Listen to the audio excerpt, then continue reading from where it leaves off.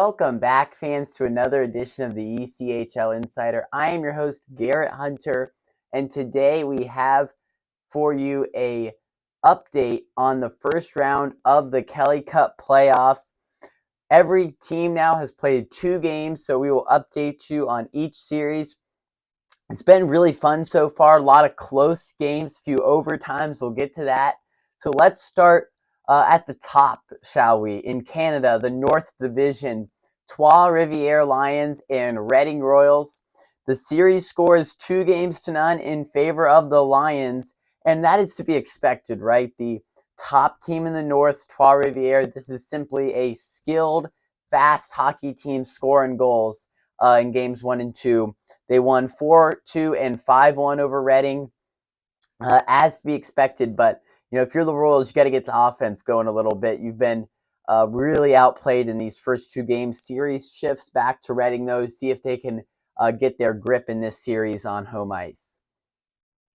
And maybe the biggest shock of the playoffs so far, the Norfolk Admirals and Wheeling Nailers, and this is 2-0 as well in favor of Norfolk.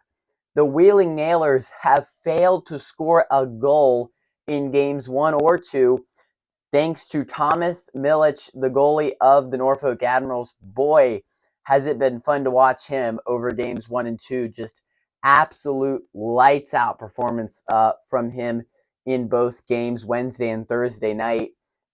And those were 2 must-win games, it felt like, for the Admirals, because the final 5 games of this series is at Wheeling. So for the Admirals, huge advantage. You only have to win 2 out of the next 5 to win this series. And for Wheeling, pressure is definitely on you. You go to the home crowd with an 0-2 series score. You got to win game 3. Can't get down 3-0 in a series. That's kind of like the big rule in a series, right? Can't get down 3-0. So Wheeling's got to pull this series back on home ice. But the good news for them is you get the rest of the series on home ice. You have to settle in. You sleep in your own bed. You got to win these next few games if you want to win the series for the Nailers. And it's all going to start with the offense. You have to find a way to break through Thomas Milich. He's a really good goalie. We've seen it, but you've got to scheme up some plays here to get the puck in the back of the net if you're the Nailers. Moving now to the South Division, where it's the South Carolina Stingrays, a 2-0 lead on the Orlando Solar Bears.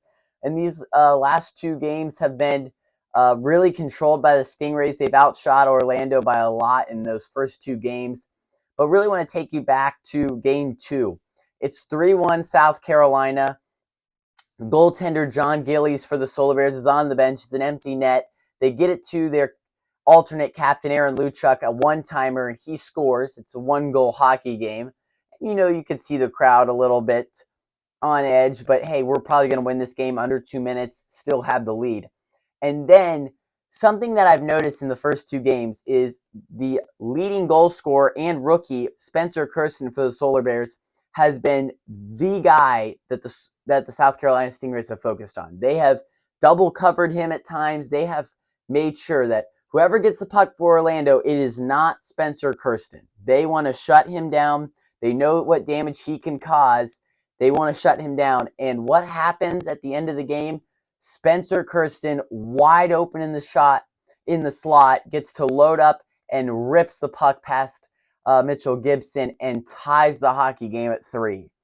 The biggest no-no. Guy wide open in the slot, dangerous scoring chance, and he doesn't miss. The leading goal scorer, Kirsten, for the Solar Bears. So then we go to overtime in this game, and the Solar Bears can completely change the series if they win that in overtime. First South Carolina shot goes in, and South Carolina survived that game 4-3 in overtime. So right there, you got to think, man, Orlando well outplayed in those first 2 games on the shot category, really on the pace of play as well. But you let 2 in, and if you would have let that overtime goal in, this series would be tied right now. So it's 2-0 South Carolina, but I'd expect this series to get a lot closer as we shift to Orlando for games 3, 4, and 5. So home ice behind the Solar Bears, 9,000 in Kia Center, should be a big difference for this team. Really cheer them on.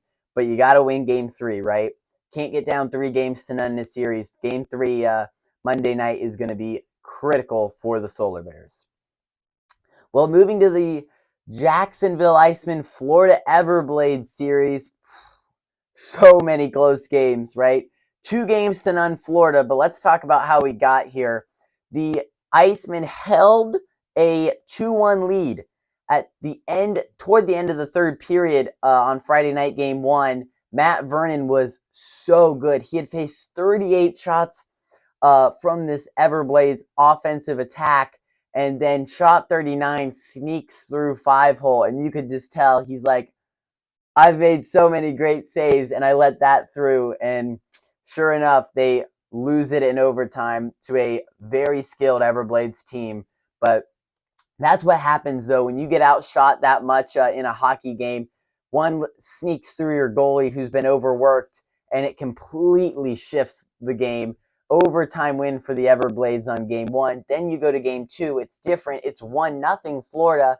And then Jacksonville breaks through Cam Johnson to tie it 1-1 going to overtime.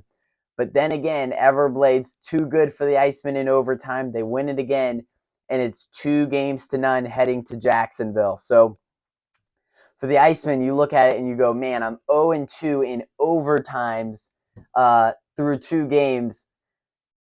What gives, right? I just got robbed on 2 games, I feel like. So I'm right there. Had a lead at the end of game 1, tied game 2, but couldn't finish against the 3-peat defending Cup champs, Everblades. So if you're the Icemen, you gotta want to win these in regulation. You don't want to get back into overtime. But this is an Everblades team. We've seen it down the stretch all season long. They come back in the third, they'll beat you in overtime, and that's exactly what they did at the beginning of this series. So we'll see if the Everblades We'll see if the Icemen find an answer to the Everblades in games 3, 4, and 5 in Jacksonville. Pardon me. Well, now shifting to the Western Conference, the Central Division matchups. It was the Toledo Walleye and Indy Fuel facing off. They ended the regular season in Huntington Center and began the postseason in Huntington Center in downtown Toledo. So what did we, if you watched our last episode, the things that I pointed out that are specific that the Indy Fuel needed was good goaltending from Ben Gaudreau. They didn't get that, right? In games 1 and 2, 6-3 and 5-2 wins for the Walleye. And obviously the 2-time now reigning MVP, Brandon Hawkins on the Walleye. The 2 things that the Indy Fuel had to do to win this series and still need to do is good goaltending and shut down Brandon Hawkins. Both complete fails right now. Not good goaltending, and Brandon Hawkins, 2 goals, 3 assists in this series. He's lighting up the scoreboard. The fans love it in Toledo, but you have to slow him down if you want a chance at this series for the Fuel. Next 2 are in Indy, though. Expect a big crowd in Fisher's Event Center. I think they can get this series back if they can, shut down the playmakers, though, for the Walleye. And our second series in the Central Division, Iowa Heartlanders and Fort Wayne Comets. This one looks like it's going to be a dandy. Series is tied 1 game apiece, and Heartlanders took game 1, 5-3. Comets responded 5-2 on Saturday night.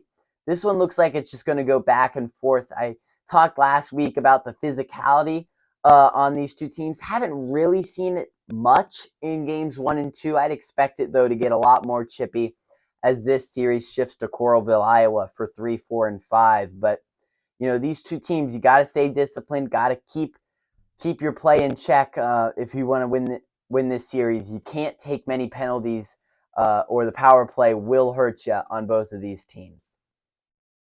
And our final division, the Mountain Division, the Kansas City Mavericks and Tulsa Oilers shaping up to play a great series. It was the Oilers spoiling game 1 in Independence, Missouri. The Mavericks, didn't expect this, right? They blew a lead in the third period on home ice. Don't see that much from the Mavs, and Oilers just jumped on them. A 4-2 win in game 1 for Tulsa, and then Tulsa's looking good in game 2.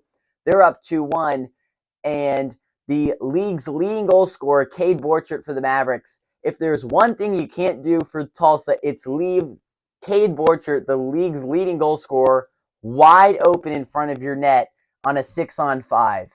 That's what they did game 2, and Borchert made them pay. Tied the game at 2-2, and then in overtime won it with just a really spectacular transition goal from the Mavericks. But, Tulsa, they were right there to making this series 2-0 heading to Tulsa. What a huge moment that was for the Mavericks to tie this series. But for the Mavericks, you got to really settle down, get back to your game. You score a lot of goals. Got to get back to that as you go on the road now. But for Tulsa, you have to be thinking, wow, what a win. You're going back home with the series tied. That is a win if you're the Oilers, for sure. Next 3 at home, got to see what they do. But obviously, we saw it in game 2. You can't leave Cade Borchert open in the slot. I'm sure that will be hammered home in some film sessions for the Oilers. But that was definitely the goal that the Mavericks needed to get the game to overtime. And our final series, what a shocker this one is turning out to be. The Tahoe Night Monsters, a 2-0 lead on the Wichita Thunder, a 6-1 blowout, and it got even worse on Sunday night for the Wichita Thunder. They've been blown out in games 1 and 2 on home ice, courtesy of the Tahoe Night Monsters. We talked about it. These two teams ended the regular season with a 3-game series in Tahoe. Wichita swept the Night Monsters. And boy, does Tahoe has had a response for them in the playoffs. They're like, okay, you can sweep us in the regular season, but we got our best hockey still for you. And Tahoe has shown that. They have been incredibly dangerous in the offensive zone games 1 and 2. And if you're the Wichita Thunder, you have to help out your goalie with Trevor Gorsuch way more than you did in the first 2 games. This series now shifts back to Tahoe. Tahoe, if they win 2 out of the next 3 at home, they win the series. So Wichita, you got to really just pivot the momentum of this series. Got to go think back to how you played at the end of the regular season in that building, and really, when you got your back up against the wall, you got blown out on home ice 2 games in a row. The leaders in this locker room for Wichita are going to have to step up and lead by example. Guys like Peter Bates are going to have to score some goals. Lead by example, lead in the locker room if you want to get this Wichita team back on the right track. But just really impressed by the Tahoe Night Monsters going into Wichita and blowing them out game 1 and 2. Well, that'll do it for our round 1 update. We will have an episode for you as soon as round 1 concludes to give you summaries of these series one final time and then preview every division final matchup. So make sure to tune in for that. It'll probably be around midweek next week as soon as these series wraps up. Depends on how many game 7s we get. So can't wait for that. Make sure to subscribe to our channel below. And don't forget to enjoy this highlight of the Everblades OT winner against the Jacksonville Icemen. On the road in Jacksonville. And at center ice now, Needham looking to drop the gloves with Justin McCray. McCray and Needham are locked. Their sticks are down. They are really getting one another, and now a headlock. Needham, now they're starting to throw the punches. McCray and Needham, and McCray landed on top there, and now we have another skirmish breaking out as Nurse is going after Brody Crane, and now Lowland looking to drop the gloves. We have ourselves a line brawl, folks, as we have a fight at center ice there. Nurse all knotted up with his man, and now everybody getting into the action. Sean Allen pushing hard there with Shukarov. Kyle moving in, shooting, he scores! Alex Kyle with the dagger, an overtime game winner, and the